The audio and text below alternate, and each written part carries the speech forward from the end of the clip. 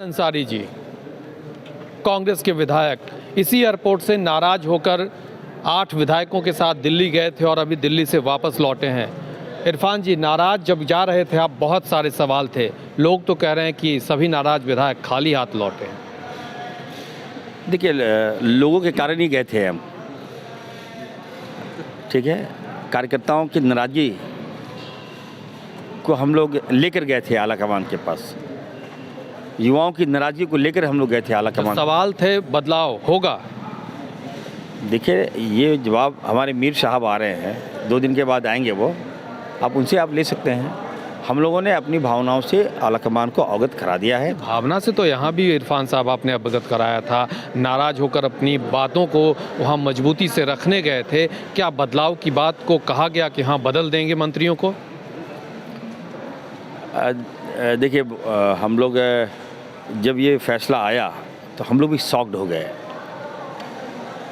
ये हम लोगों को कहा गया था कि जेएमएम में कोई बदलाव नहीं होगा, ठीक है, और हम लोग मान लिए जब जेएमएम में कोई बदलाव नहीं होगा तो कांग्रेस में भी बदलाव नहीं होगा। हुआ उसके बाद की नाराजगी? जब हुई तो नाराजगी बढ़ गई ना, तो ऐसा कैसे हो सकता है। फिर हम लोग एक साथ हुए, हम लोग आला कमान के पास गए। हासिल क्या हुआ? देखिए, हासिल हमारा मनोबल बढ़ा है। कुछ लोग तो कह रहे थे कि विधायक किरकी अपनी ही पार्टी का किरकिरी करा रहे थे। हम लोग का मनोबल बढ़ा है, हम लोग को बैकअप मिला है, हम लोग को नई ऊर्जा आई है। तो कुछ लोग तो कह रहे थे कि अपनी ही पार्टी का किरकिरी करा रहे थे विधायक। कुछ लोग कौन है? लोग के साथ तो हम लोग हैं। हम लोग किरकिरी किया, अगर हक मांगने जाना तो किरकिरी क्या होता है भाई? आप लोग को तो सपोर्ट करना चाहिए। क्या आप चाहते हैं कि जो व्यवस्था वही रहे? क्या चाहते हैं जो मंत्री जो था वही रहे? बीजेपी के लोग भी कह रहे हैं कि नहीं सुना गया। बीजेपी मत बोलिए मेरे सामने, बीजेपी भाजपा का नाम मत लीजिए। वो तो वही निशाना साध रहे थे। नहीं, भाजपा क्या निशाना साधेगी? उसके पास है क्या? झारखंड बनने में क्या योगदान है भाजपा का? हमारा झारखंड है, हमारा झारखंड है, हम लड़ेंगे। हम कांग्रेस परिवार है, परिवार के अंदर लड़ाई होती रहती है। नेशनल प्रेसिडेंट से बात हुई?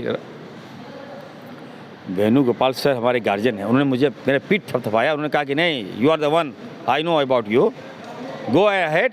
बीजेपी तो लिसन, बीजेपी कौन होती है बार बार? अब रही बात कि हमारे राष्ट्रीय अध्यक्ष, तो 1-2 दिन में देख लीजिएगा, बहुत जल्द हम लोग मिल लेंगे। लेकिन वही सवाल अब भी वही है ना इरफान साहब, जिस नाराजगी वाले सवाल का गठरी बांधकर आप दिल्ली गए फ्लाइट से वापस आए, वो सवाल खाली हाथ।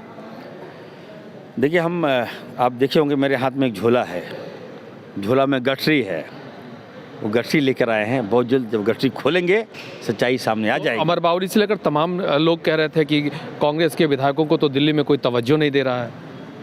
अब अमर बावरी जी को भाजपा ने झुंझुना दिया है, ठीक है, सुन लीजिए ना, झुंझुना दिया है, पावर नहीं दिया है। भाजपा पावर नहीं देती है, दलित समाज को यूज करती है।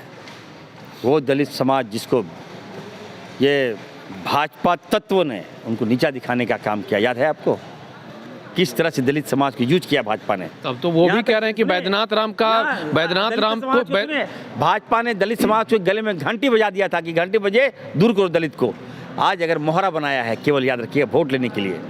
बैद्यनाथ राम के मामले में बीजेपी आपको घेर रही है। अमर बावरी अगर सही में दलित है तो भाजपा को लात मारे और आइए कांग्रेस पार्टी में।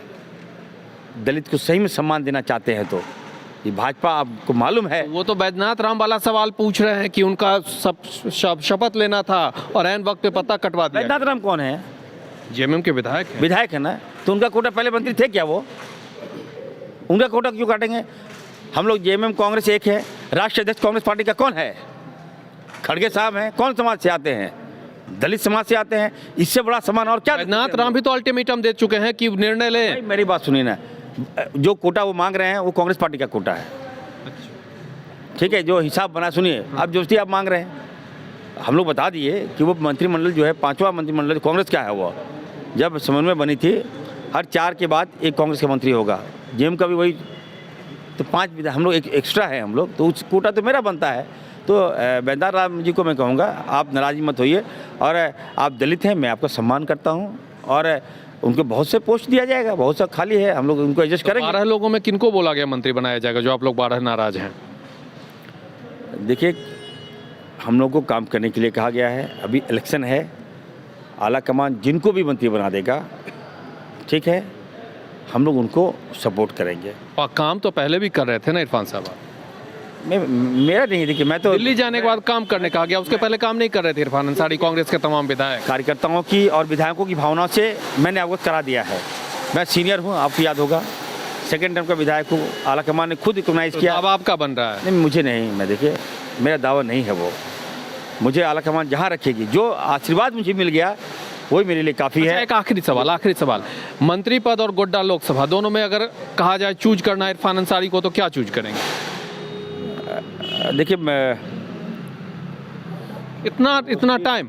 वो सीट देखिए एक अल्पसंख्यक सीट है और फुरकान साहब ने इच्छा जताई है कि वो उसका अंतिम इलेक्शन होगा वो, तो हम सभी लोग जो उम्मीदवार हैं उनसे मैंने आग्रह किया है कि बड़ा दिल दिखाइए, एक बार मौका दीजिए, क्योंकि वो सीट को जीतना जरूरी है। क्योंकि गोड्डा लोकसभा सीट यदि कोई हरा सकता है, ये यूनिवर्सल ट्रूथ कहिए उसको, यूनिवर्सल ट्रूथ। तो आप गोड्डा सीट चाहिए? गोड्डा सीट चाहिए, मंत्री पद नहीं चाहिए? वो फुरकान अंसारी हरा सकते हैं निशिकांत दुबे जी को। दोनों में कोई एक चूज करना होगा तो गोड्डा चूज करेंगे आप?